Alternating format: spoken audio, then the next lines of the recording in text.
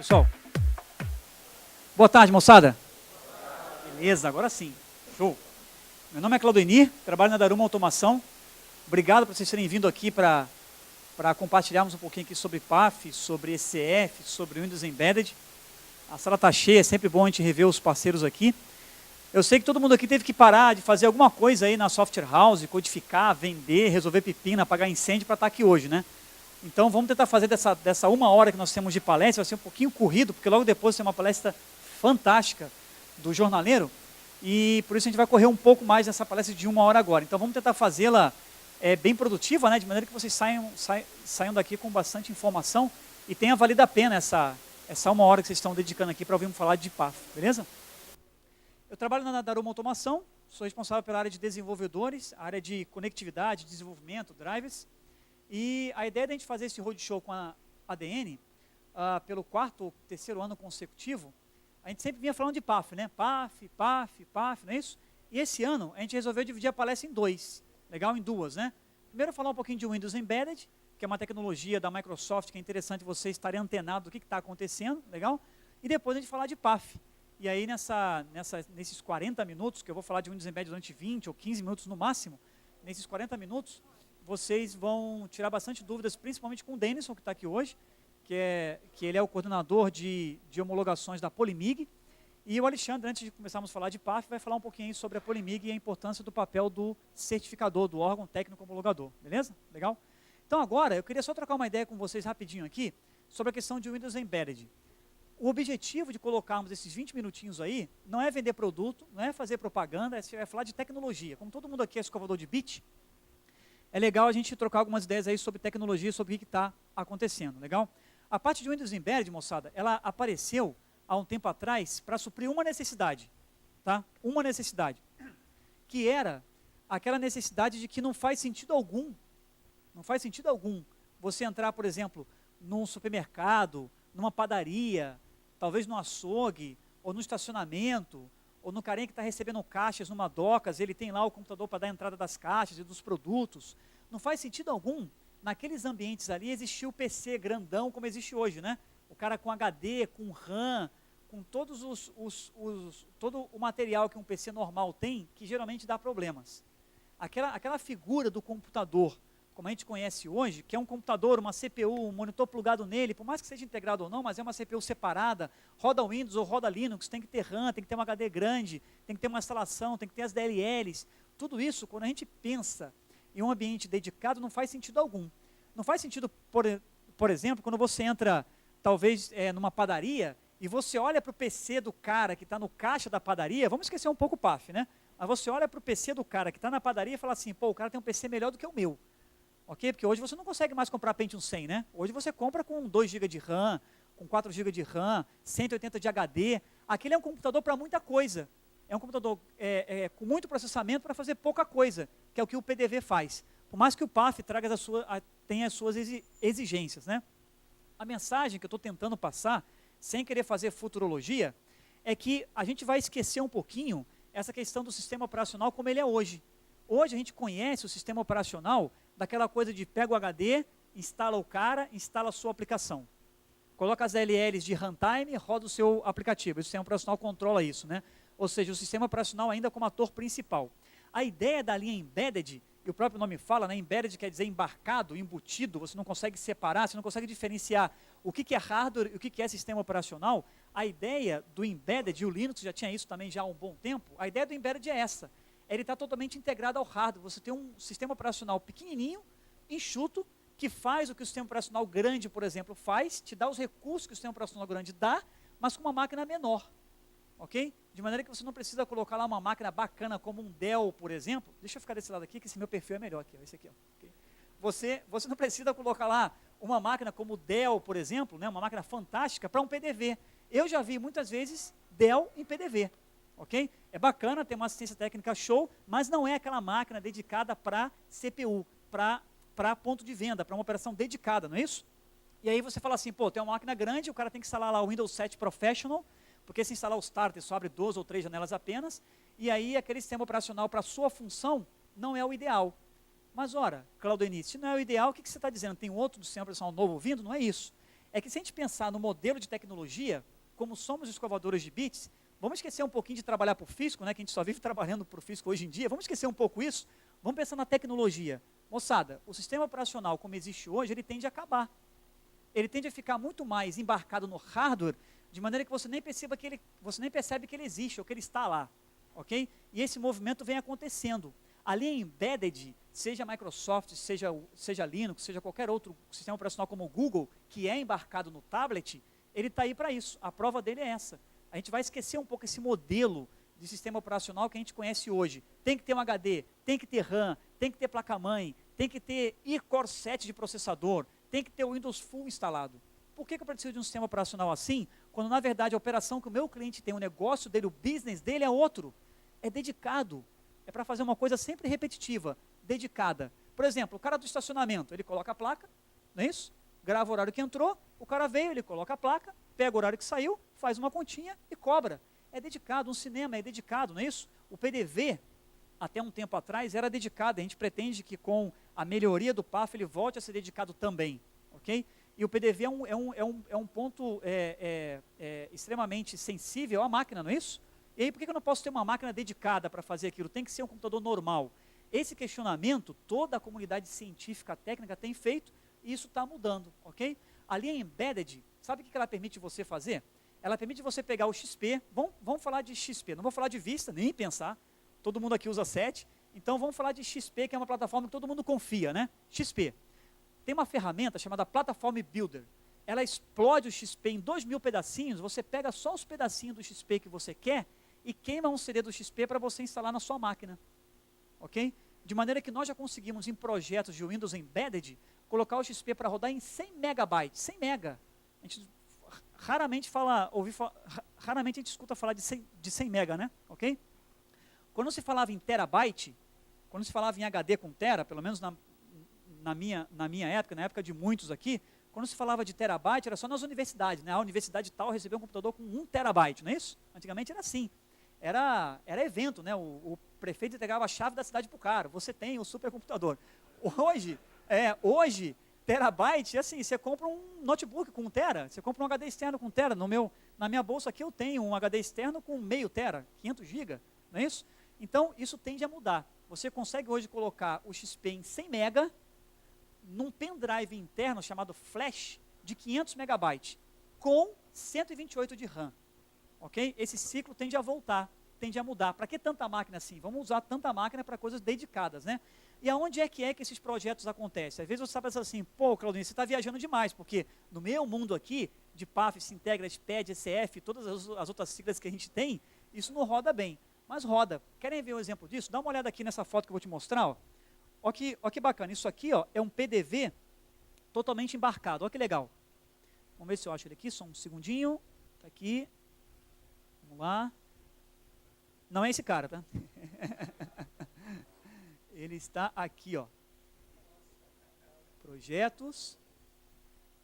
Aqui, ó. Tem um carinha pequeno chamado Friboi, que é o maior abatedor do mundo. Nós fizemos um projeto com eles de um PDV embarcado numa van. Os mais antigos, a van se chamava Besta, lembra? Só que começou a ter muito preconceito, pessoal, vamos chamar de van. Aí, os caras criaram um PDV dentro de uma van, para vender carne de porta em porta, ok? Tudo legalzinho, conversado com o físico, feito em regime especial para lacrar aquela impressora com CNPJ da regional. E esse é um PDV, ó, dentro da van. Está aqui a nossa impressora, lógico, tem que ser a nossa impressora. Trabalha na horizontal e na vertical, porque a bobina suporta isso, os tracionadores dela também. Aqui está o monitor, para o cara poder levar o monitor para o cliente. Então o motorista sai, vai do lado do carona, puxa o monitor e mostra para ele o que ele está comprando. E está aqui a computação embarcada. É um MT1000 rodando um XP embedded numa flash. Se você colocar um HD num projeto desse, você vai para o espaço, porque o HD é uma parte móvel ainda, né? Ok? Tem que ser flash, tem que ser sólido disco, né? O tal do Solid State Disk, que é o SSD, que é o que os tablets têm. Isso é computação embarcada. Sabem que linguagem foi feita o software de PDV da Friboi? Foi feito em C#.net. Olha que bacana. Então nós colocamos XP embedded, XP pequenininho, magrinho, que não tem botão iniciar, não tem todas as outras DLLs que o XP entrega como funcionalidade a mais, só tem a tela de fundo e a aplicação dele que roda, mais nada. Quando eu falo de customizar o XP, não estou falando daquela customização que a gente faz quando instala não, tá? Que é next, tira o jogo, tira e tal. Não é não. É customização do kernel. Você pega o coração do XP, explode o que pode ser explodido. Esse software chama-se Platform Builder, gerador de plataformas. Escolhe o pedacinho que você quer e com esse pedacinho você queima um CD para instalar no computador. Esse computador tem 512 MB de RAM e uma flash de 500 MB. Bacana, né? Legal. E suporta o tranco. Suporta o ambiente quente. Está dentro de uma caixa embaixo do banco do motorista. Bacana, né? Isso é computação embarcada. Legal? Aí tem mais algumas outras fotos aqui. Está aqui o PDV. Aí ele, onde colocou um braço mecânico diferenciado. Está aqui a refrigeração, né, da van, onde ficam as carnes.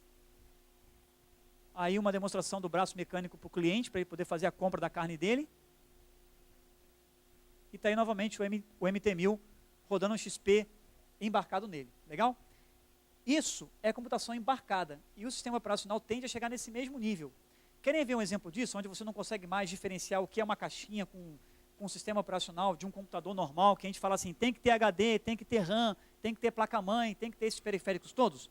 Um exemplo disso é o seguinte, cada vez mais, sistema operacional vai entrar nas nossas vidas aqui, de escovadores de bits, né, e dos que não escovam, vai entrar cada vez mais sem você perceber. Isso já aconteceu na indústria automobilística já. Qual é o sistema operacional da sua injeção eletrônica? Se alguém souber, levanta a mão. Ninguém sabe, mas tem. Só que está lá sem a necessidade de você saber que está, não é isso? Quando o cara te vende o carro, ele não fala assim, cara, ó, o sistema operacional da injeção eletrônica é animal. Ele não fala isso, né? Ok? Ele não fala, porque está lá, já é um sistema operacional, é próprio, é alemão, está lá. É um sistema operacional que controla toda a central do carro. Cada vez mais o sistema operacional ele vai entrando e você não vai percebendo, mas ele fica lá. Vou dar um outro exemplo, urna eletrônica. Quando você foi votar, você ficou assim, que sistema operacional roda aqui? Você não pensa nisso, né? Ou você fala, tem HD, tem RAM, mas quando você olha para um computador normal como existe hoje, você pensa isso, não é isso? A urna eletrônica roda 3 sistemas operacionais. Um pedaço dela roda VirtuosOS, que é o DOS multithread, um pedaço dela roda Linux, e um outro pedaço, que são 70 mil urnas, eu participei desse projeto em 2001, nós reescrevemos todo o software da urna eletrônica para rodar num sistema chamado Windows CE. Windows CE, o Windows Compact Edition. Era o Windows que saía antes nos telefones celulares, agora está saindo com o Windows 7, né, o Windows Phone 7. Nós escrevemos o software inteiro. Você olha para a urna, você não consegue diferenciar qual é o sistema operacional. Não dá. Ele está lá, está embutido, está embarcado, ok? Está embebido, embedded. Você não faz distinção dele, do que é máquina, do que é sistema operacional. Os tablets estão aí para provar isso, né?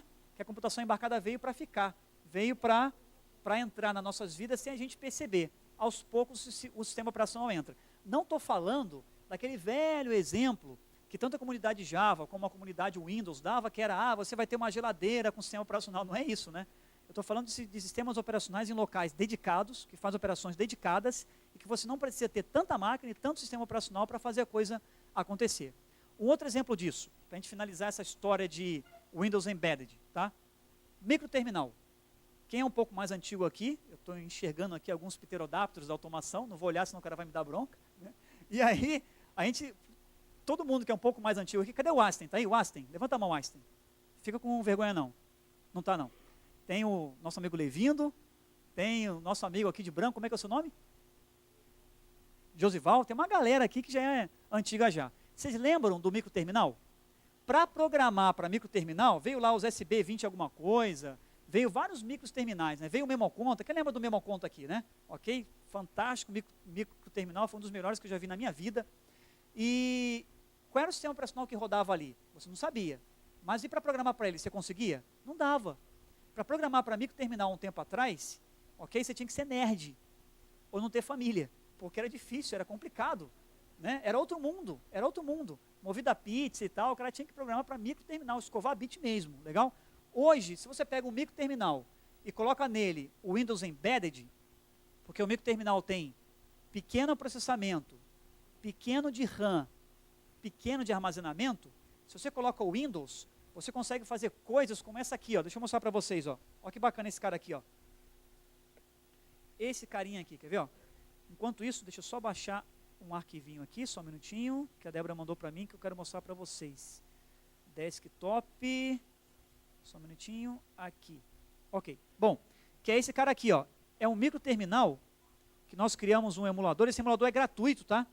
Existem vários fabricantes hoje no Brasil que já tem microterminal rodando Windows Embedded dentro dele. E antigamente, para você acessar a esse carinha aqui, que é um display de 2 linhas, era extremamente difícil. Estou falando de microterminal, não de teclado burro, né? Que você fica fazendo pulling, né? Alguém digitou alguma coisa, ok? É microterminal mesmo, embarcado, ok? Não é o terminal burro, não. É um microterminal com inteligência dentro dele, tá? Para você programar para display como esse aqui, você tinha que entender de segmento, acende o segmento 1, vamos desenhar a letra A, você tinha que entender disso de baixo nível, ok? Com o microterminal rodando Windows, como por exemplo o TA2000 que a gente tem, você programa para microterminal em alto nível, em C#, por exemplo. Eu tenho aqui um código-fonte em C#, que é esse cara aqui, ó, dá uma olhada. Ó, dá uma olhada aqui, ó. Esse cara aqui, ó, tá? Então tem aqui, ó, com essas tags de alto nível, a gente consegue acessar o display e fazer o display funcionar. Por quê? Porque é um microterminal que roda Windows. O Windows comum? Não. O Windows Embedded, o Windows embarcado, que ele pode trabalhar com pouca RAM, pouco armazenamento e pouco processamento. Se a gente rodar essa aplicaçãozinha aqui, ó, vamos rodar esse carinha aqui, quer ver? Deixa eu dar um debug aqui, que ele já estava rodando, dar um stop debug. Vou rodar essa aplicação aqui, tá? Só com essas linhas, ó. Aqui ele já está pedindo, a aplicação já está rodando, tá? Ele está pedindo ali, ó, produto. Aí vamos digitar aqui, ó. 1, 2, 3, 4, 5, 6, 7, 8, 9, 10, 11, 12, 13. Vou dar o Enter. Aí ele já consultou, ok? Ele já pegou aqui, ó. Essa foi uma demonstração para a Venezuela. Suco de laranja, né? Ele já colocou lá, ó, suco de laranja, ok? Então nós já criamos aqui parecido com tira-teima, né? Que você coloca o produto, ele te mostra o preço, alguma outra coisa assim. Então você já consegue fazer isso, porque o microterminal está rodando o Windows Embedded, o Windows embarcado, que para automação comercial é o cara, ok? Dedicado, magro, roda mais rápido, enxuto, ok? E aí você pode fazer algumas brincadeiras, como por exemplo, quero testar o leitor de banda magnética, está aqui, ó. Então você vem na banda magnética, coloca lá o código do produto que você quer, ou o código de acesso, de segurança, aí você manda passar o cartão, ó. Ele simula a digitação, porque é buffer teclado. São igual os leitores de código de barra hoje, né? Ninguém programa para leitor de código de barra, é buffer teclado, é plugar e usar. Legal? Ah, mas eu quero saber se o microterminal aceita código de barras. Aceita, porque o microterminal tem porta USB e porta PS2. Como? Porque ele roda o Windows. Se roda o Windows, ele reconhece essa arquitetura, certo? Só que com um sistema operacional mais magro, mais enxuto, não consumindo tanto de máquina como consome hoje. Se eu der o botão direito aqui, ó, e pedir leitor de código de barras, ó, vou pedir para ele ler aqui também, tá? Ó. Espera o código do produto aí, ó, vamos ler. Ó, já leu. E o tecladinho dele? Você pode também simular aqui, ó. Você tem um tecladinho que eu posso pedir para digitar o produto, ele vai digitar aqui, ó. Ok? Bacana? Isso é um cenário virtual para microterminal que vocês podem baixar no nosso site. Tá? O nosso site é desenvolvedoresdaruma.com.br. Fácil de gravar. desenvolvedoresdaruma.com.br. Você vai entrar no link microterminais e lá você vai baixar esse emulador. E a linguagem? Não uso C#, sem problema. Essa DLL para Windows que fala com microterminal é DLL Windows. Então, usa a linguagem que você usa hoje. Ok? Pode ser qualquer outra linguagem que você usa hoje. Seja ela Java, seja ela .NET, seja ela C++, VB6, Delphi, Haribo, Perl, Excalibur 7, qualquer uma. Qualquer linguagem você consegue hoje usar chamando a DLL. Legal? Mas por que a gente consegue colocar uma DLL no microterminal? Porque conseguimos colocar XP Embedded no microterminal. Perceberam a porta de oportunidades que se abre, o mundo de hardware que se abre para você programar quando você tem nesse hardware XP Embedded? Essa era uma plataforma que antes era inacessível para a maioria de nós aqui, não é isso? Agora, se tem Windows, eu posso usar Delphi, posso usar VB6, eu uso a minha linguagem para programar. A linguagem que eu mais quero, que eu mais me sinto confortável. Perfeito? E aí você consegue fazer todo esse trabalho aí com o microterminal, beleza? Para encerrar, eu estou, se eu não me engano, com o site aberto aqui, ó. Esse aqui é o site, tá? Ó.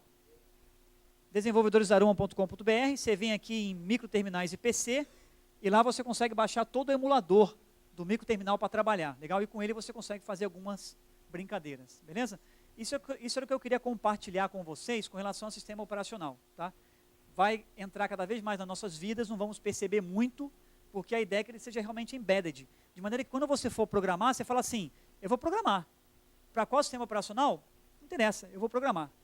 Perfeito? Se lá na ponta o cara tiver Windows, Linux, Compact 7, Compact 8, o Windows 8 que foi lançado agora, totalmente embedded, embarcado em tablet, ok? Você não vai ser necessário esse questionamento, ok? Cada vez mais a linguagem sobe o nível e tendem a se tornar multiplataforma, perfeito? Então só uma mensagem para toda a comunidade aqui, escovadora de bits, aí, ficar atento a esse movimento aí de Windows Embedded, beleza?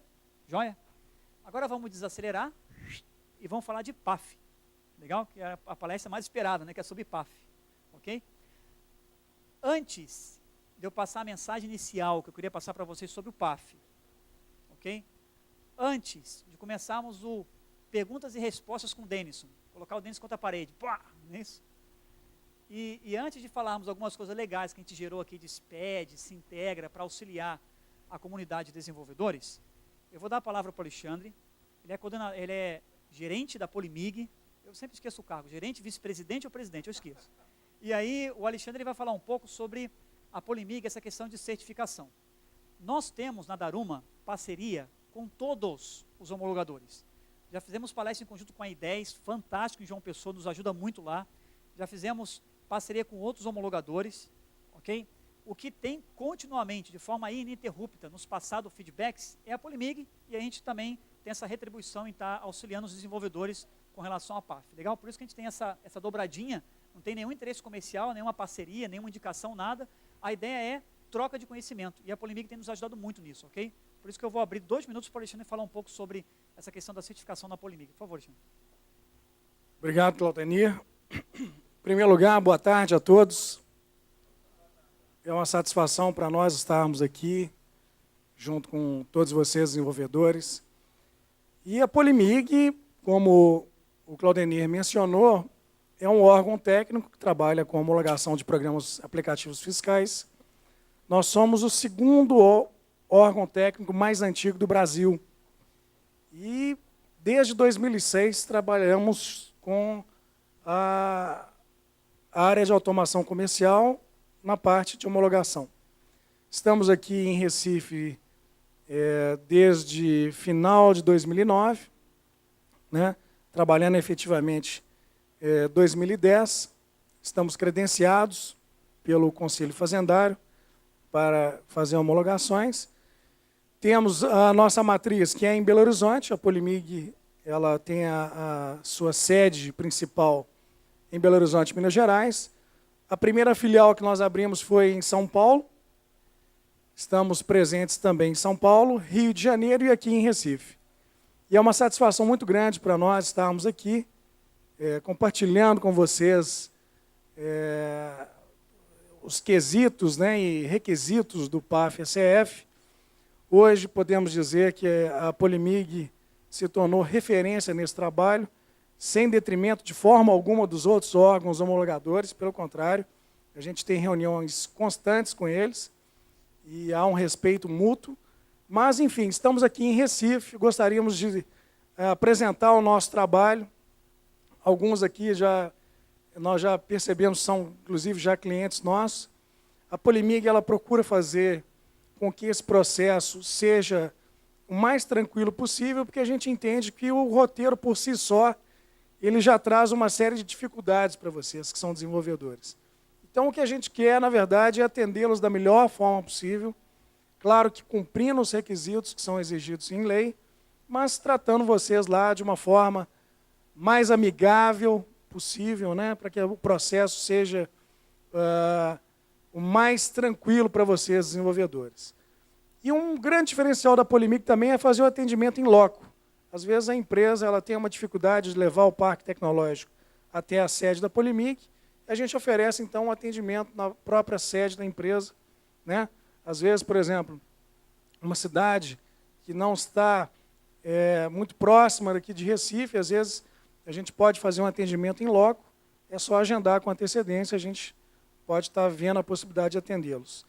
E a partir do momento que a empresa agenda conosco, ela passa a contar também com o atendimento de dúvidas, porque a gente sabe que o roteiro ele tem vários pormenores, né, Claudenir, que às vezes geram dúvidas. Então, a gente tem por objetivo, exatamente a partir do momento que a empresa agenda conosco, atender por e-mail e telefone e tentar ajudar a empresa a cumprir os requisitos da melhor forma possível. Queria agradecer ao Claudenir e à DN Automação pela oportunidade. Sempre que é possível, a gente participa, né? E a gente quer exatamente tirar e diminuir cada vez mais essa dificuldade, né? Não vou dizer dificuldade, mas essa distância, às vezes, para quem ainda está começando até cumprir todos os requisitos do roteiro, né? E para alguns, realmente, geram algumas dificuldades. De qualquer forma, é um prazer estar aqui com vocês. Eu queria apresentar os nossos 2 técnicos aqui da nossa filial, que é o Vivaldo, por favor, Vivaldo, e a Patrícia, né? Que trabalham aqui na nossa filial de Recife. O Denison, que vai falar para vocês, é o nosso, hoje, supervisor técnico, né? Porque como nós temos 4 unidades, a sede em Belo Horizonte e as outras 3 filiais, a gente precisa de alguém realmente para dar um suporte técnico, né? às unidades, mas o Vivaldo e a Patrícia são os nossos técnicos que atendem aqui em Recife. Ok? Muito obrigado. Obrigado. Prazer, gente. Vivaldo e Patrícia, né? Ó, o chefe está aqui hoje, hein? Fica de olho aí. Hein?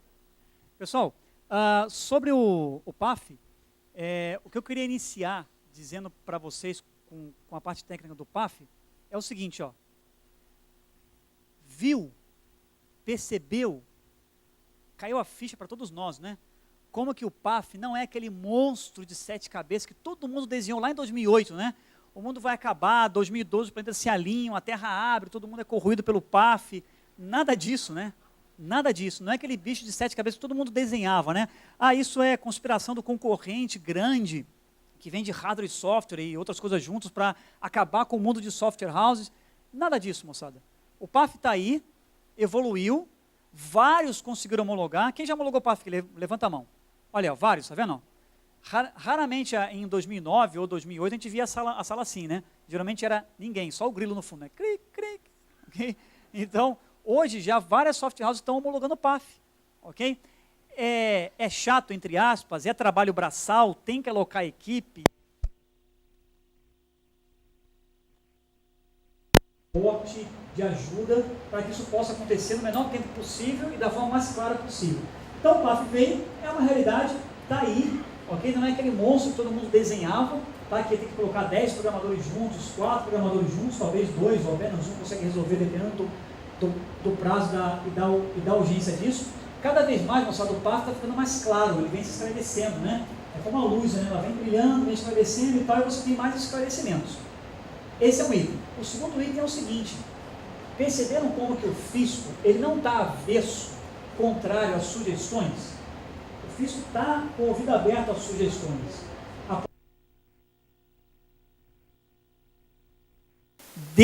Não fica contigo, não pense, não, os caras eles não vão mudar, deixa eu me conformar com essa situação.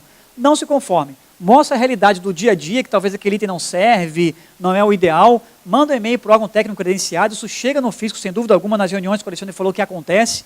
Okay? É importante ter o feedback para melhoria. E várias coisas melhoraram. Terceiro item, algumas coisas pioraram. Só que quando você lê o PAF, ok? É assim, quando você for ler o PAF e você vê que algumas coisas pioraram, você tem que imaginar o seguinte, o fisco, na verdade, tentando vestir um pouco a sandália dele, o roupão, para ver como é que eles pensaram na hora de colocar aquele requisito tal, eles fecharam a porta em algum momento, porque era necessário. Isso aqui é o mesmo exemplo que eu dou lá nas palestras. Todo mundo aqui, eu tenho um filho que é pimentinha, o meu é pimenta ao quadrado, ou um sobrinho que é pimentinha, e o cara está indo para a cozinha.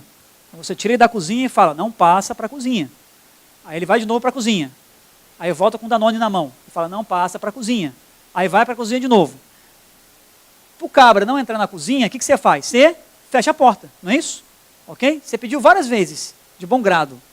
Na última vez não foi, você vai, fecha a porta. Passa o trinco, faz alguma coisa, fecha a porta. Ok? Porque viu que no convencimento a coisa não anda.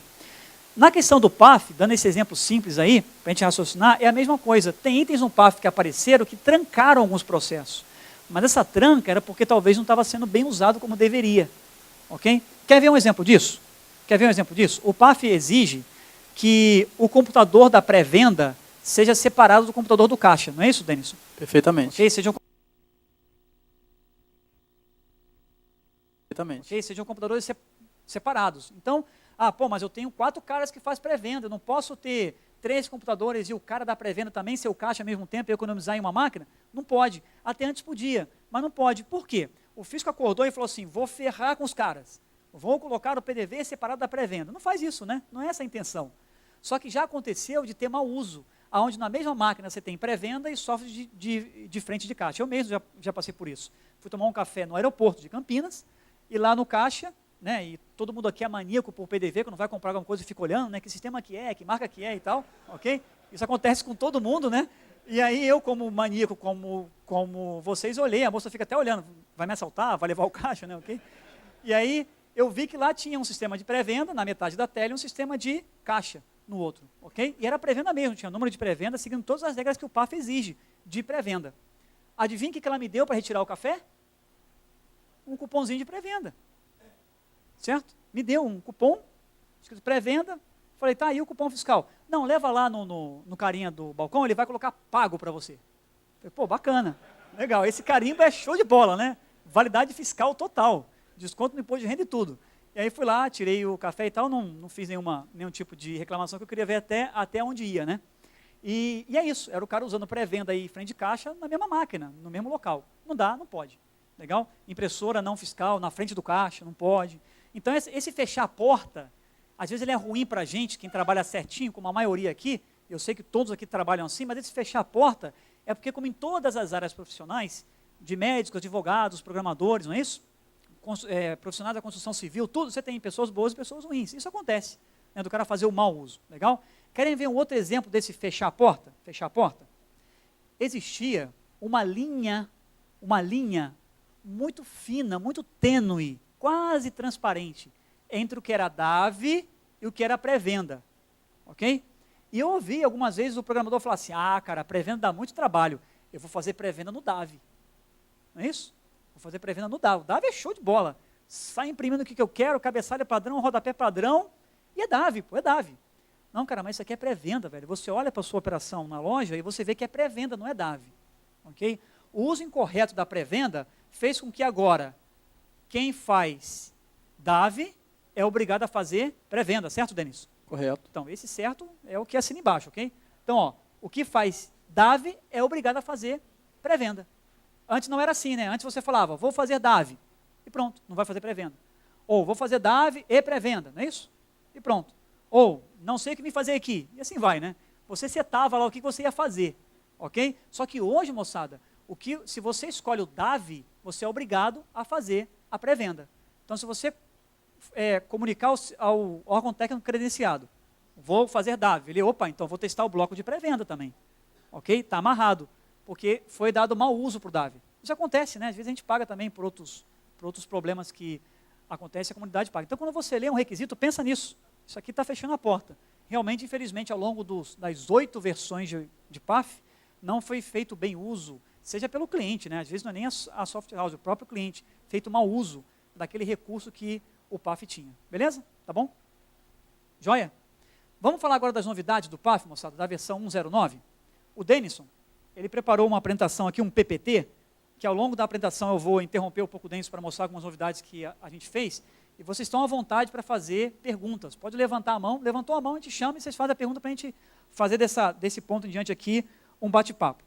Esses são os locais onde a Polimig tem aí os seus órgãos técnicos credenciados, mas também pode vir no local, se não tiver listado aqui para fazer homologação. Vamos lá, Denis. Primeiramente, me apresentando, né, meu nome é Denison, eu trabalho na Polimig, na Matriz, em Belo Horizonte, e também realizo análises funcionais. Primeiro eu vou começar falando de alguns erros mais constantes, desde as versões anteriores do PAF até a versão atual. O primeiro erro deles é com relação ao menu fiscal. Ou seja, o menu fiscal é como se fosse um botão no qual você disponibiliza vários menus, todos essenciais para o fisco, né, para fazer o controle. E esse menu tem que estar disponível em todas as telas do programa, né, inclusive na tela de login, que também é considerado tela. E ele não pode ter nenhuma restrição de senha nem de usuário. Ou seja, aquele software que tem prazos de validade, assim, exemplo, 30 dias expirou, comunique à empresa desenvolvedora para novo cadastro. Esse software ainda assim teria que ter a possibilidade de abrir o programa para acessar pelo menos as opções do menu fiscal.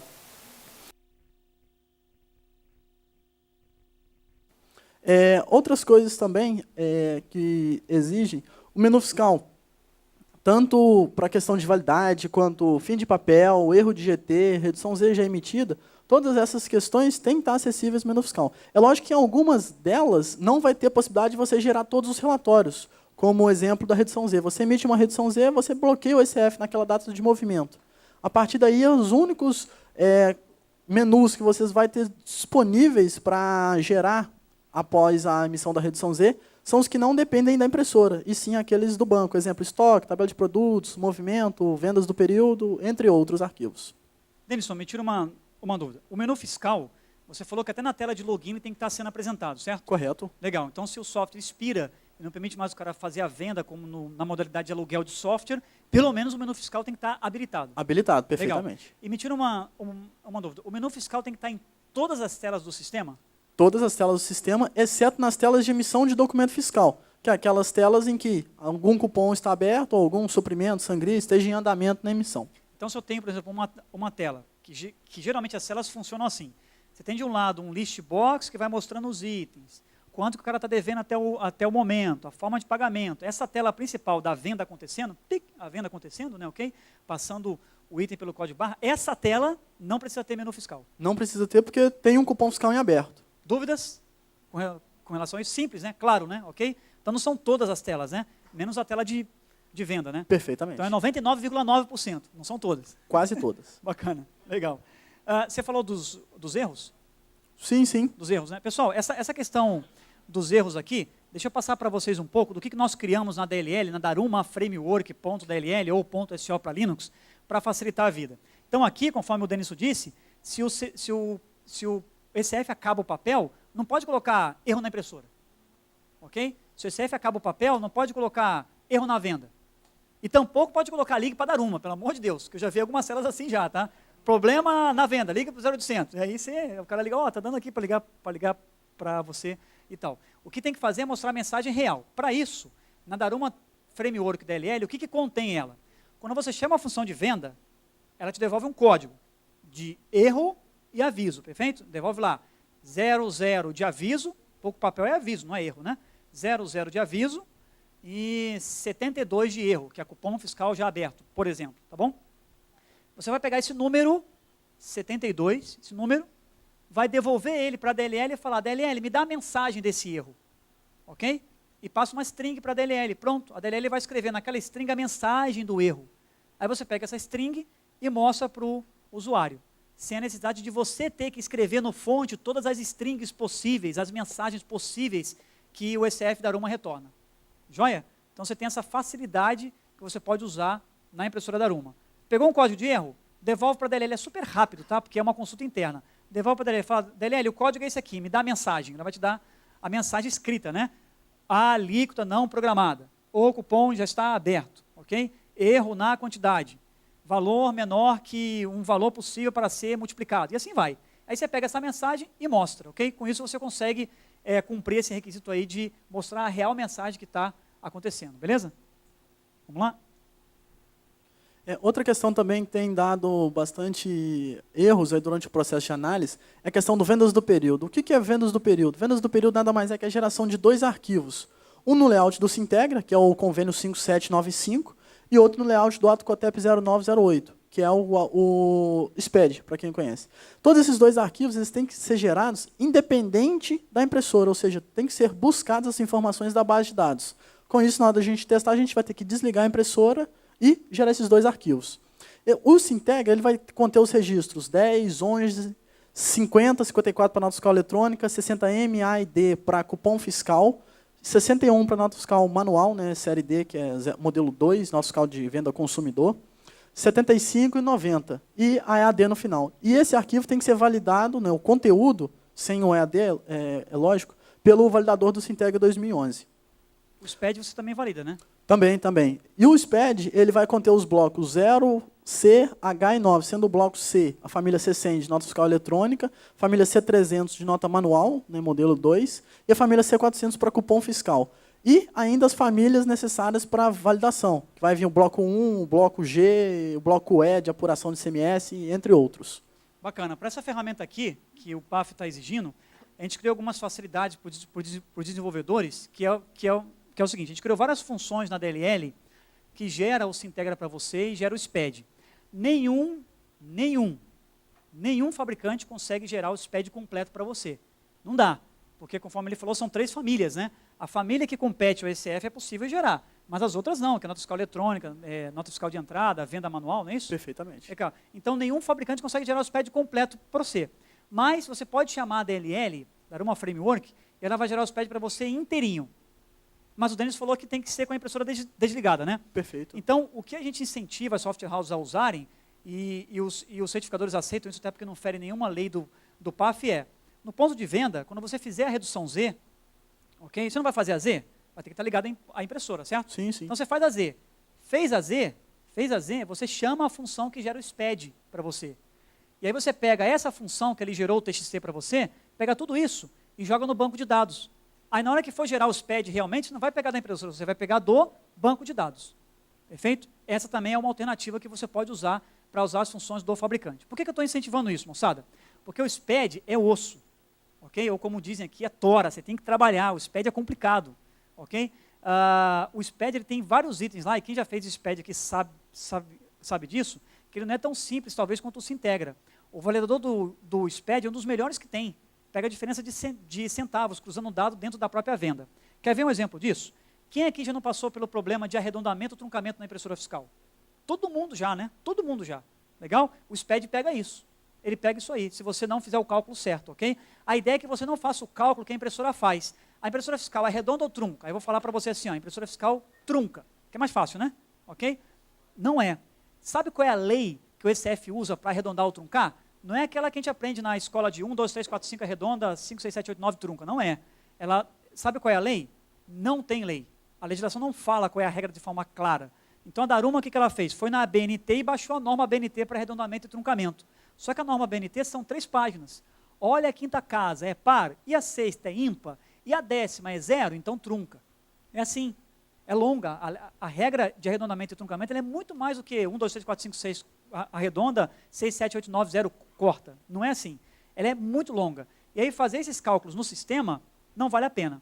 Tentar calcular a mesma máquina de cálculo que a impressora tem. E aí você pode usar as ferramentas que a Daruma entrega para você gerar o SPED, legal? Vou dar um exemplo para você disso. Aqui, ó, nós temos essa função aqui, ó, esse programa chamado GAD. E esse GAD aqui, ó, a gente entrega para o desenvolvedor, inclusive os fontes também, tá? Os fontes também. Esses fontes são feitos em Delphi, então a comunidade Delphi pode utilizá-lo. Ah, mas eu não uso Delphi. Tudo bem, então você pode usar a DLL, aí você cria o seu GAD, ok? Que é o gerador de arquivos da Daruma.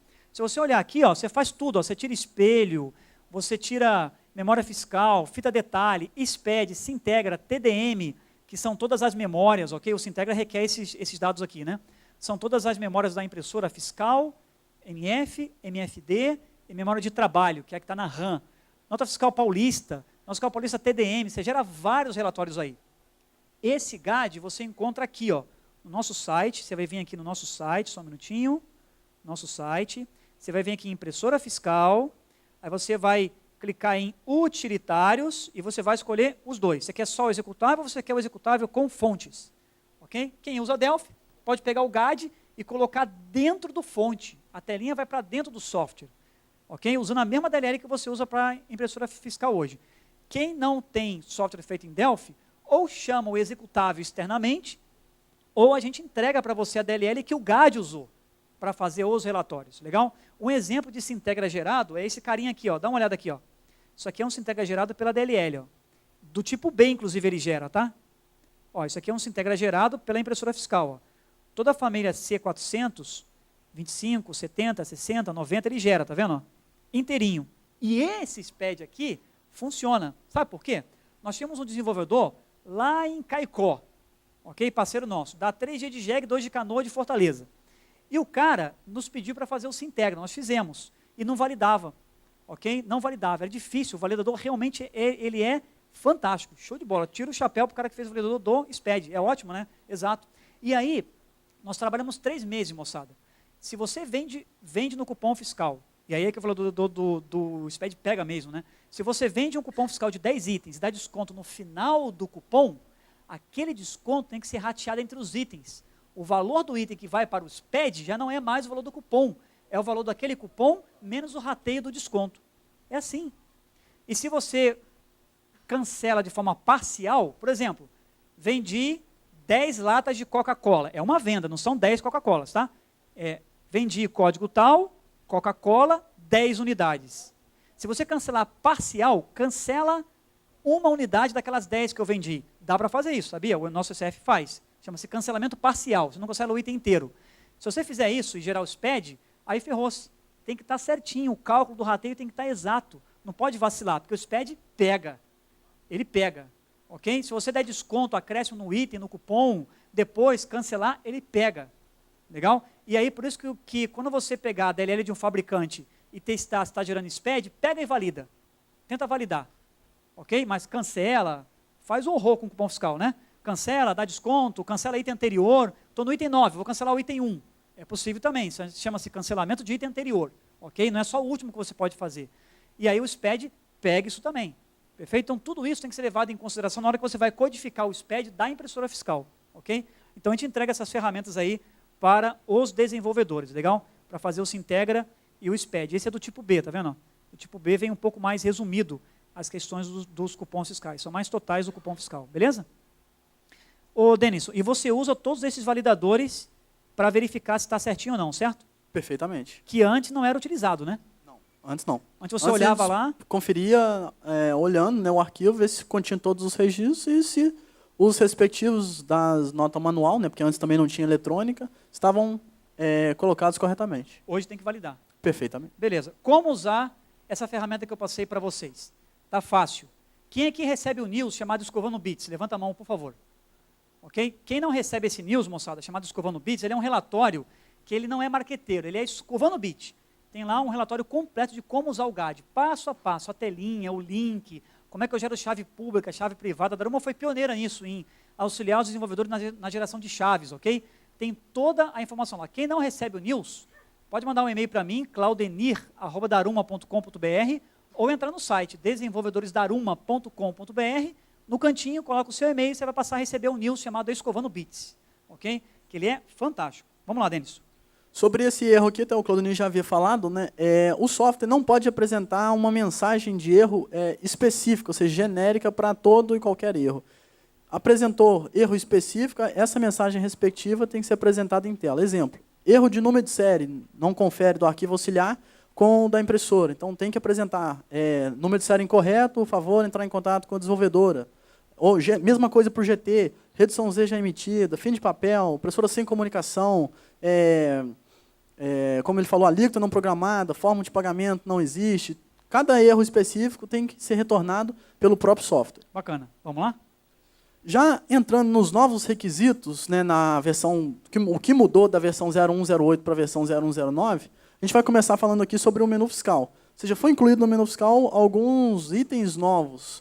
Para quem faz transporte de passageiros, né, agora incluiu cupom de embarque, que é um relatório gerencial, leitura do movimento diário de cupom de embarque, que é um arquivo texto, né, na verdade contendo as mesmas informações do gerencial, porém em layout específico. O cupons de embarque gratuidade, né, que é idoso, crianças, tem toda uma legislação específica para essa questão do transporte passageiro, também relatório gerencial. Leitura do movimento diário do cupom de gratuidade, que é um arquivo texto também, layout específico. Pedágio, agora entrou no PAF-SF também testes específicos para pedágios, ou seja, quem desenvolve PAF-SF ou programa que controla pedágio, agora já tem que estar enquadrado dentro desses requisitos. E o arquivo de manutenção de bomba, que é para quem desenvolve em posto de combustível. O que é esse arquivo de manutenção de bomba? Ele é, exemplo, o software, o concentrador está comunicando com a bomba, fazendo toda a comunicação, e de repente pegou o encerrante final da bomba, 400 mil a litragem. Desse concentrador, dá um problema nessa cabeça de bomba, essa cabeça tem que ser trocada. Aí vem um técnico, faz um laudo emitido, coloca-se no LMC, todas essas informações, e aí tem que trocar essa cabeça. Então, um cara leva a cabeça de bomba com um serrante final de 400 mil para ser consertado e coloca uma nova cabeça de bomba. Essa nova cabeça de bomba pode ser que ela tenha um encerrante final de 50 mil. Então, esse arquivo serve para você informar qual que era o encerrante final da bomba antiga e qual é o encerrante inicial dessa bomba que está entrando agora. Por quê? Imagine que o encerrante final da bomba que vai entrar seja 1.200.000. Quando ele chegar no final do dia que ele for emitir a redução Z, que ele for fazer o cálculo do abastecimento pendente, e ele pegar que o encerrante final é 1.200.000 e o inicial dele no dia seja 400.000, ele vai emitir um cupom fiscal de 800.000 litros de diferença, o que na verdade não ocorreu, devido à troca da cabeça da bomba. Então esse arquivo é para justificar essa troca de cabeça de bomba. Bacana, até evita do cara pagar imposto indevido, né? Perfeitamente. Quem é que trabalha com posto de combustível? Levanta a mão, por favor, pessoal. Combustível, bacana. E também transporte de passageiro? Não? Ninguém? Olha, Júnior, pensei que você ia levantar a mão, você trabalha com tudo, rapaz. Não? Tá bom. Então vamos lá. Cupomania. Cupomania. Cupomania é um programa, né, do governo, no caso do governo do Rio de Janeiro, que é nas duas linhas abaixo as informações já necessárias no cupom fiscal, que é o MD5, MD5, 2 pontos, e o código de 32 caracteres, o número do DAV, o número da pré-venda, dados do abastecimento, número da conta cliente, DAV-OS. Após todas essas informações que já são obrigatórias no cupom, para quem tem software no Rio de Janeiro, tem que constar a mensagem Cupomania, concorra a prêmios, e na linha de baixo envia SMS para 6789, e aí tem que ter um código, que é montado por inscrição estadual, né, do estabelecimento que está emitindo esse cupom, a data da emissão desse cupom, o CO e o número sequencial da SF, que está emitindo. Esse código ele vai ser possível aí, tanto conscientizar o consumidor a estar solicitando o cupom fiscal, quanto também pode ser, eu não sei se o Cupom Mania ele vai distribuir prêmios sorteado pela Loteria Federal para esses consumidores que exigirem esse cupom fiscal. Bacana. Denison, esse aqui é uma iniciativa de Minas Gerais, certo? Não, esse é do Rio de Janeiro. Do Rio, desculpa. Minas Gerais é outro. É o Cupom Legal, alguma outra coisa? Minas Legal. Minas Legal, exato. Isso aqui é do Rio, mas eu não vendo software para o Rio. Tem que ter isso aqui? Tem que ter. Tá. Mesmo que você não vá usar, ou seja, você vai parametrizar no seu sistema, se algum dia o seu sistema for trabalhar na unidade federada da RJ, tem que estar pronto. Imprimir essa funcionalidade. Legal. Pessoal, quem usa, te dou a palavra já, quem usa Daruma Framework DLL, sabe o que tem que fazer para tudo isso aqui sair no cupom fiscal? Ligar uma chave do XML. Mais nada. Ok? Então, quem usa Daruma Framework DLL, a impressora Daruma, vou homologar para a Cupomania. Parametriza o sistema, né? Porque na homologação tem que ter, né? Correto. Então, usar Cupomania. Quando você liga lá usar Cupomania, você muda a chave no XML, Cupomania para 1, e aí todo cupom que emitir, automaticamente já vai sair isso aqui tudo. Ok? Automático. A DLL resolve isso para você. Então não tem que codificar nada. Ou codificar essa parametrização, ok? Não precisa se preocupar com todo esse lance de agora vou ter que codificar, fica um código-fonte morto no meu sistema gigante, porque eu não vendo no Rio, mas ele está lá, não posso comentar, porque tem que ser parametrizado. Então, quando você parametrizar, muda a chave na DLL, e aí a DLL automaticamente emite essas informações para você, ok? Diga lá, doutor. Eu vou repetir a tua pergunta lá para o fundo também, tá? Diga lá. Não trabalha com posto de combustível, tá? Não é necessário. Você só vai ter no menu fiscal as opções que você trabalhar, além daquelas que já são obrigatórias. Bacana. Então, você tem uma que é obrigatória para todo mundo e tem aquela que é só para restaurante, só para combustível, só para pedágio, certo? Perfeitamente. Beleza. Legal, pessoal. Então, quem usa Daruma pode fazer isso aqui com os pés nas costas. E quem não usa? Troca. Brincadeira. NFE. Tá. Nota fiscal eletrônica, ela foi incluída, né, na versão 0108 e tem que ser, ou seja, emitir, transmitir e armazenar todas as informações de uma nota fiscal eletrônica. Para transmitir, a gente vai usar o servidor da própria secretaria, né, do estado onde está sendo realizada a homologação, ou de um outro estado no qual você tiver um certificado digital para que ele consiga realmente transmitir, validar e retornar o XML para que a gente possa imprimir a DANF. Na DANF, tem que, no código, lá, informações adicionais da DANF, tem que imprimir o MD5 da lista de executáveis que é gerado toda vez que você inicializa o seu programa. Ou seja, ao emitir todo e qualquer DANF que está integrada ao teu PAF-SF, da nota fiscal eletrônica, lembrando só uma questão, essa nota fiscal eletrônica pode ser emitida tanto num sistema de gestão, lembrando que o mesmo deverá ser analisado na homologação, ou pode ser um executável à parte, ou o próprio executável da Secretaria, no caso de São Paulo, parece que tem um que já faz a transmissão. Lembrando que a responsabilidade de colocar esse executável na lista, né, que você compõe de todos os arquivos que compõem as funcionalidades do PAF-SF, você passa a ter também controle a esse MD5 desse programa, independente se foi você que desenvolveu ou não. Ô, Denison, só para tirar uma outra dúvida. Tinha uma dúvida aqui? Diga lá. Certo. E no caixa você não faz NFE, só faz na retaguarda. Tá. Então você vai levar essa retaguarda para ser analisada nela só a NFE. E esse retaguarda vai entrar na sua lista de executáveis. Então a frente de caixa não é obrigatório fazer a NFE. Ou o cara faz na retaguarda, ou faz na frente de caixa. Perfeitamente. Perfeito. Aí vem aquela velha dúvida. Mas eu tenho um frente de caixa que ele se adequa, faz conexão com várias retaguardas. Eu não tenho retaguarda, só tenho frente de caixa. Joga a NFE para dentro da frente de caixa e leva para a homologação, certo? Ou coloque um outro executável à parte. Exato, perfeito. Dois executáveis. Diga lá, doutor. A NFE agora é lei. Tem que estar ou na retaguarda ou no caixa, a NFE. Só que é o seguinte, só para esclarecer, você não é obrigado a emitir a NFE. O cara comprou um pão, leva uma DANF, né? Não pode. Ali é só assim, tem que estar habilitado para isso. E aí vai ser feito os testes para isso, né? Perfeitamente. Okay, tem uma pergunta ali, ó. Pode ser uma DLL. Pode. O executável pode ser uma DLL, né? Sim, sim. Pode ser um script, ele vai fazer parte da lista de executáveis. Todas as DLLs ali, né? Perfeitamente. Bacana. Então cai por terra aquele mito, né? Aquele saci pereira de que o meu software é script, não posso no PAF porque o PAF pede XZ. Nada disso, né?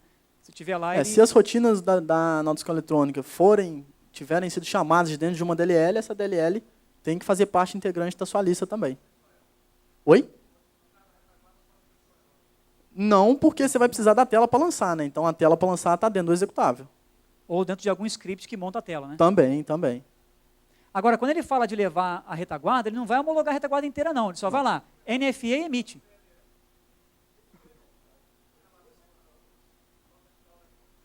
Oi? Não entendi.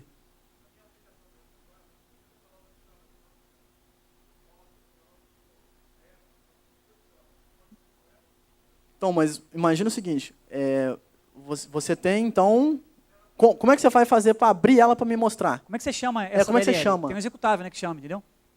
Entendeu? Esse executável que chama também vai fazer parte da lista. Só da lista, não quer dizer que ele vai ser homologado inteiro, né? Não, nada. Aquele contas a pagar, folha de pagamento, nota fiscal de entrada, nada disso vai ser analisado. Mais dúvidas sobre NFE, pessoal? Diga lá, doutor. MD5. Vamos lá, tem uma dúvida aqui sobre MD5. Ó.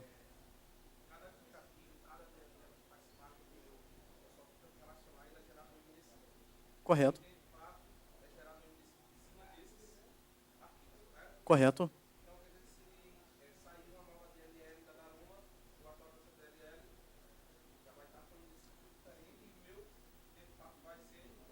Perfeitamente. Ou seja, quando você inicializar o seu programa com essa nova DLL, ele vai tirar um MD5 diferente daquele que estava antes, vai jogar para o arquivo do anexo 10, que é o arquivo dos Ns, N1, N2, N3, e, consecutivamente, ele vai mudar o MD5 que sai no seu cupom, porque o MD5 que sai do seu cupom é o desse arquivo dos Ns.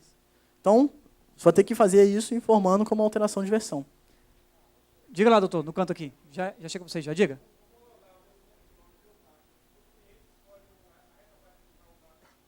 Então, nesse caso aí deixa eu responder essa.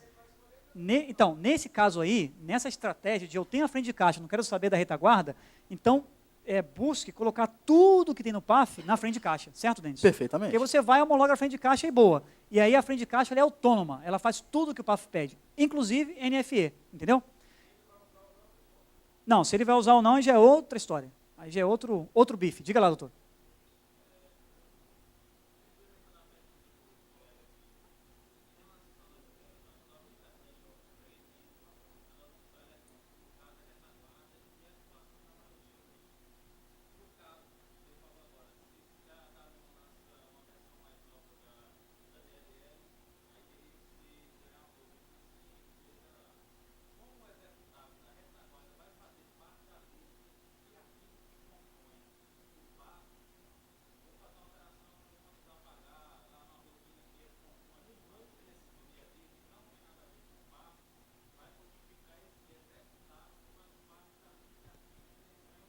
Rapaz, você se esmerou, hein? Parabéns. Olha, o cara ali pensou, hein? O tempo todo a gente falando aqui, ele pensando, como é que eu vou ferrar o cara? Peraí, deixa eu ver aqui. Bacana, boa, parabéns. Eu não sei se todo mundo escutou, mas vou repetir a pergunta dele, é o seguinte. A NFE dele é no sistema de gestão, e além dessa funcionalidade do sistema de gestão, ele tem outras funcionalidades que não fazem parte do PAF-SCF. Quando se muda alguma funcionalidade desse gestão que não é parte do PAF, porém, como o executável do mesmo está na lista, vai mudar o MD5 que vai sair no cupom? Sim, vai mudar. Só que a cada alteração que você fizer nesse sistema de gestão, nessa situação, você vai ter que dar entrada no fisco como uma alteração de versão também. Mas não quer dizer que vai homologar de novo, né? Não, Não é homologar isso? de novo não. Não É questão- um ano só, entendeu? A Isso, validade. exato. Tem uma pergunta aqui também. Peraí, pessoal, rapidinho. Não, mas peraí, pessoal, peraí. Realmente é uma situação complicada. Mas nada que as hipercabeças técnicas aqui, todos os cabeções técnicos, eu me incluo nisso, ok? Consiga resolver. Se você tem uma situação dessa, quer o meu conselho? Modulariza a retaguarda, coloca um executável só para NFE, se comunicando com a retaguarda, leva, entendeu? É mais ou menos isso. Diga lá. Você já respondeu a pergunta modularizando a retaguarda. Então, o que é que eu indico para os clientes da Polimig? Que eles tirem esse módulozinho, né? Da retaguarda geral. Não, geral não. Ele pega esse módulo, ou não mexe nem no gestão, pega esse módulozinho e compila com o PAF. Perfeito. E acabou a questão. Como é que é o seu nome, desculpa? Vivaldo. Vivaldo, é uma ideia boa. Mas essa só palavra compila, ela leva uns dias de trabalho, sabe? É um pouquinho mais complicado, porque, rapaz, olha, quando meu chefe chega para mim e fala, compila para Android, eu falei, olha, palavra mágica, né? Você chega e compila, entendeu? Ele leva um dia, mas é uma saída. Se você tiver isso modularizado, por exemplo, o caso dele ali tem DLL, não é isso? Então, pegar essa DLL, que é a sugestão dele, e colocar na frente de caixa, e fazer a frente de caixa chamar a DLL é bem mais fácil conforme a sugestão dele, do que modularizar a retaguarda, que é a minha sugestão. Então, dependendo, se puder colocar na frente de caixa, melhor ainda, moçada. O conselho dele é pertinente mesmo. Se puder colocar tudo na frente de caixa, melhor ainda. Já fica independente, né? Se mudar a retaguarda, não esquenta a cabeça, ok? Tinha uma mão levantada aqui. Diga lá.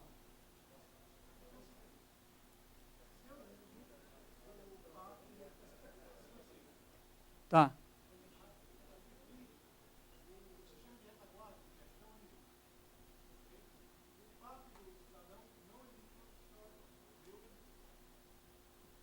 Aham.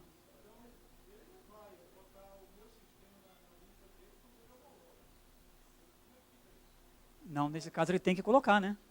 Nesse caso, ele teria que colocar. Mas aí é o seguinte, imagina você tem, só repetir a pergunta dele, ele tem um PDV de uma empresa X e o gestão dele e o PDV da empresa X não emite NFE.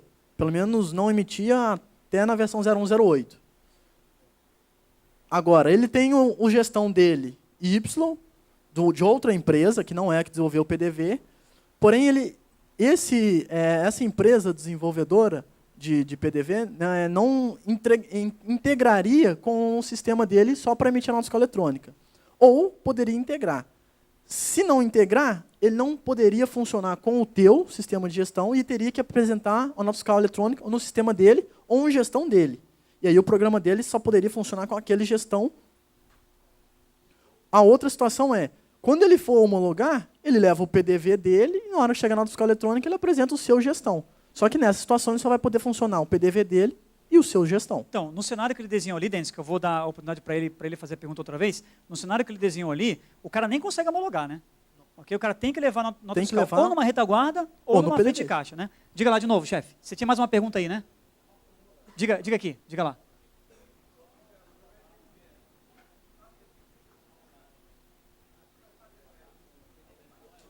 Peraí, rapidinho, pessoal, que a gente não está conseguindo ouvir ele ali. Diga lá, como é que é? Na frente de caixa. Não. Não. Offline Não. é só cupom fiscal. Isso. O seu sistema estando offline, a única coisa que ele tem que Só fazer cupom. é emitir cupom fiscal. Então ele não vai pedir para você gerar Sintegra offline, estoque offline, nada disso. O fantasma do offline é só na venda de um item no cupom fiscal, certo? Perfeitamente. TF vai ser online, nota fiscal eletrônica vai ser online. A única coisa é o cupom fiscal offline. Diga lá, Duro, para a gente avançar. Aham. Pode, você pode pegar o aplicativo da Cefaz, colocar no ponto de venda e utilizá-lo, certo? Sim. sem problema nenhum. É. Não, mas aí você tem que atentar que a secretaria, quem desenvolveu ele, pode alterá-lo. E, aí, E se ela alterar você ele, você atualizar. tem que atualizar também, informar como alteração de versão. Tem uma última pergunta aqui dele, para a gente avançar o tema, que eu já estou atrasado aqui já.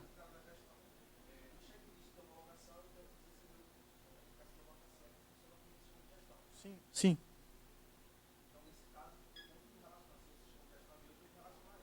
Correto. É.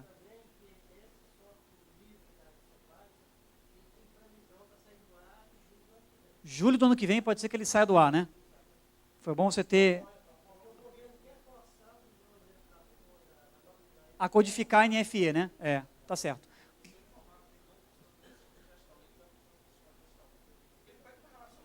Então, se você informar um sistema que não está lá, aí, então, se você funciona com o sistema de gestão, mas você não informou, aí para ele o PAF é autônomo, ele vai testar tudo do PAF na frente de caixa. Pode ser dessa, se ele atender. Pode, sem problema nenhum. Se ele atender a todos os requisitos, o teu PDV, o seu PAF, né, sem sistema de gestão, atender todos os requisitos, eu nem vou chegar a te perguntar quem é que desenvolve o sistema que o teu cliente vai usar, entendeu? Isso. A regra, pessoal, para a gente poder avançar, que eu tô atrasado, vou comer 10 minutos da palestra do jornaleiro. É o seguinte, a regra é muito simples. Se o teu sistema de gestão faz alguma coisa que o PAF diz como tem que ser, você tem que levá-lo. Beleza? Então, contas a pagar não é, contas a receber não é, contabilidade não é, tá bom?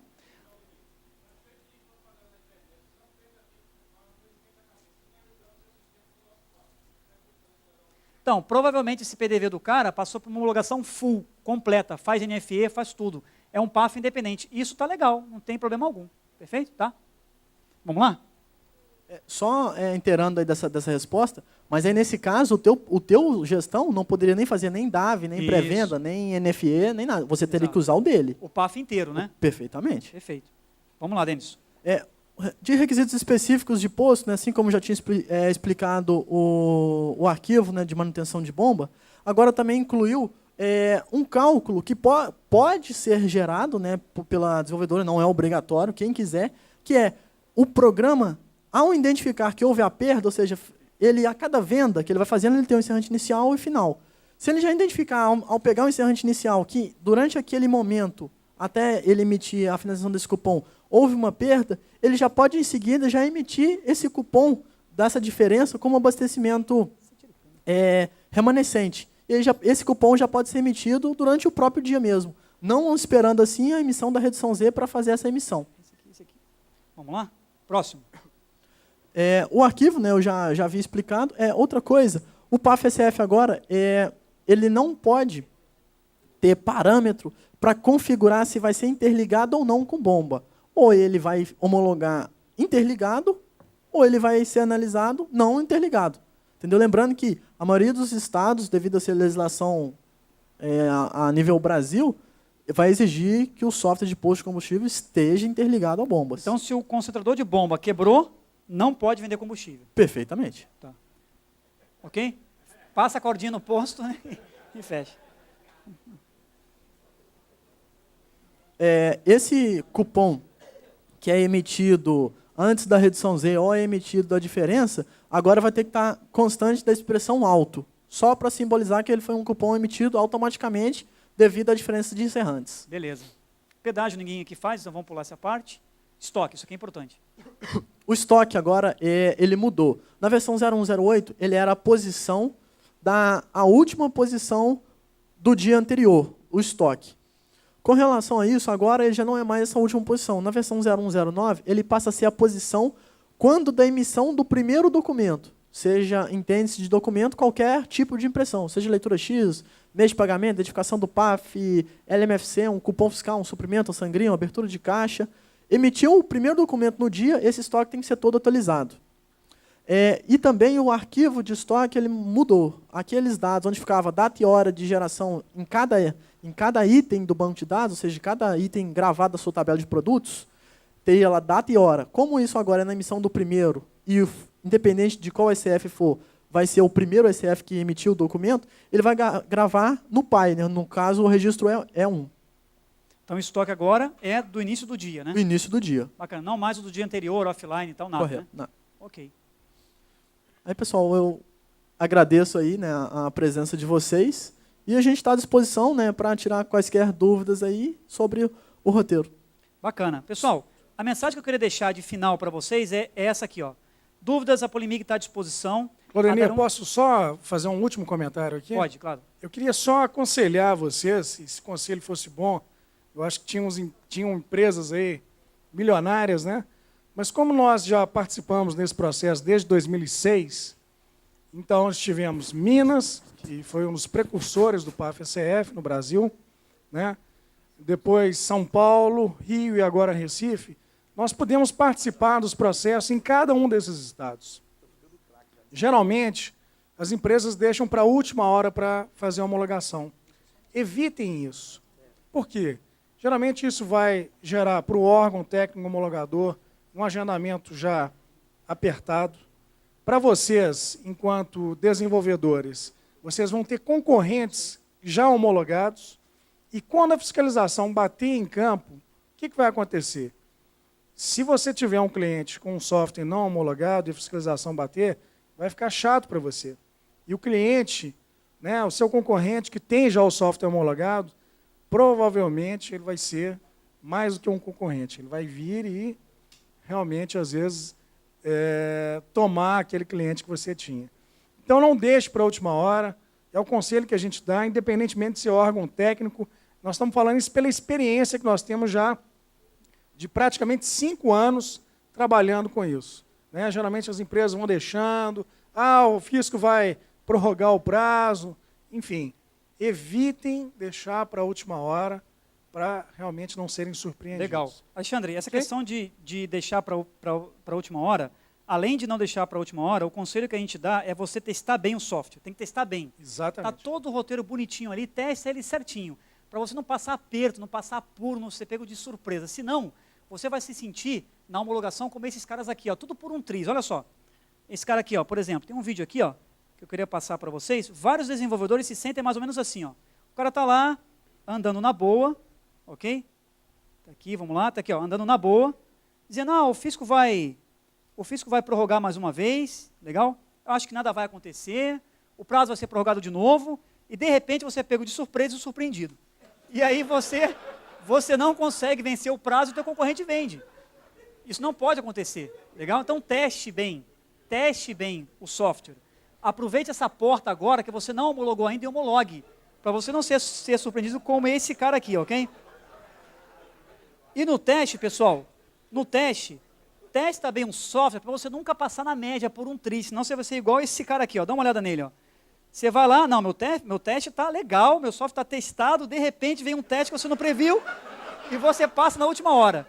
Legal? Não dá. Então testa o software certinho para você não passar esse apuro aqui, ok? Senão você vai ser pego de surpresa e surpreendido, legal? Pessoal, obrigado pela presença, obrigado pelo apoio.